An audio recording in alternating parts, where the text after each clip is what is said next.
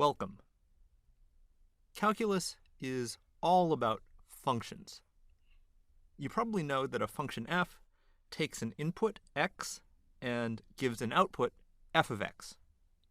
But in calculus, we're not concerned with just one input and finding the output for that one input. We want to consider a whole range of inputs. So we would want to know what happens when the input moves or varies. For instance, we could ask what happens as the input moves really closer and closer to some point. Let's say 1. And to be even more specific, let's say that x is moving towards 1 from the left.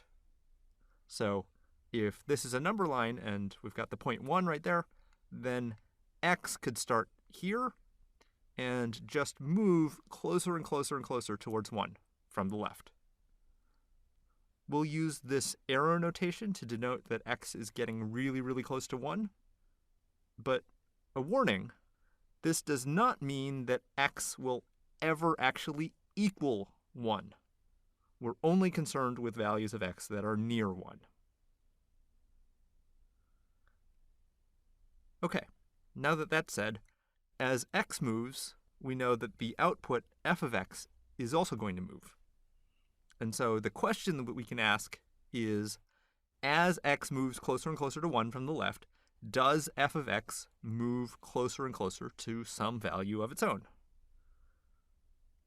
Let's be concrete here and pick a particular function f. I'm going to choose f of x to be the square root of 3 minus 5x plus x squared plus x cubed all over x minus 1. Kind of a complicated function, but you'll have to trust me that this is a good example.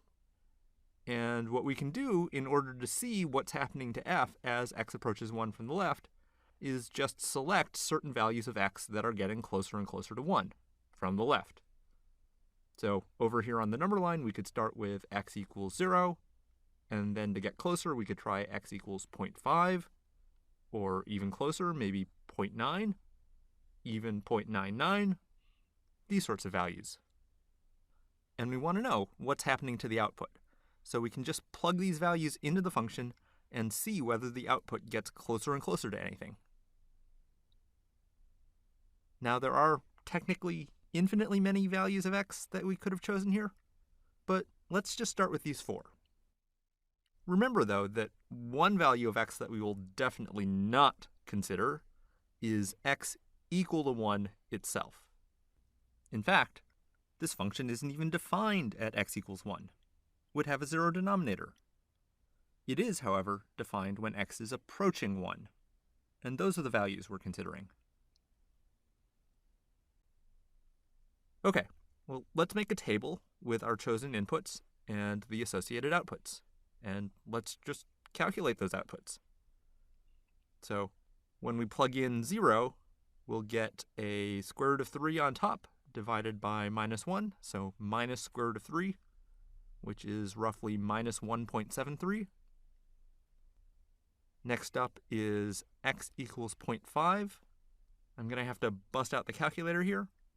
So we've got 3 minus 5 times 0.5 plus 0.5 squared plus 0.5 cubed.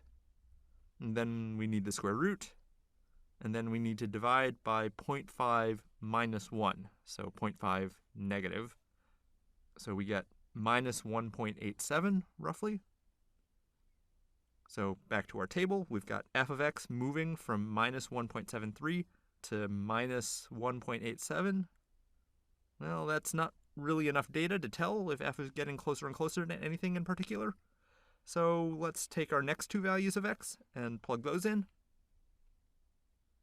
I'm going to fast forward through the calculations. You ready?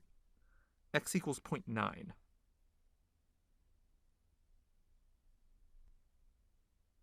All right, that's approximately minus 1.97. And finally 0.99. And we've got minus 1.997.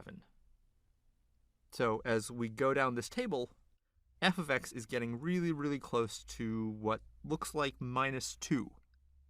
So we can say that as x approaches 1 from the left, f of x approaches -2. Now, f of x might never actually equal -2, just as x never actually equals 1, but it gets really, really close. And if it gets arbitrarily close, meaning as close as we could possibly want, then that's really all we'll care about. What we'd like you to do now is to do this same exercise, except this time have x approach 1 from the right. You might be surprised at what you find. We'll talk afterwards.